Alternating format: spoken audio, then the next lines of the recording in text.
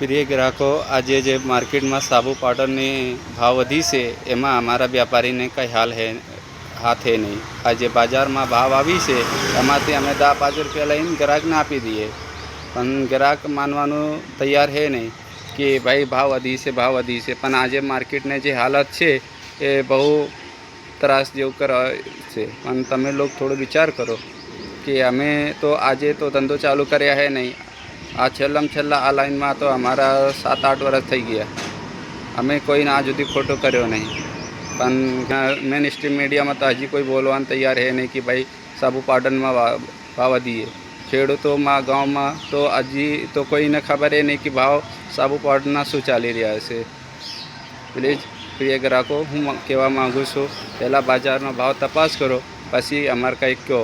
અમે પ્રિય ગ્રાહકો, આ જેટલું પ્રોડક્ટ દેખાય છે દરેકમાં ભાવ વધી છે. સાબુ, પાવડર, ફિનાઇલ, હાર્પિક દરેકમાં ભાવ વધી છે. કોઈ વસ્તુ હે નહીં.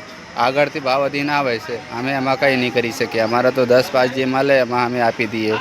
અમે આજે ધંધો 7-8 વર્ષથી કરતા હતા, પણ કોઈ દિવસ ભાવ નહીં વધી. આ છેલ્લા 1 મહિનાથી ભાવ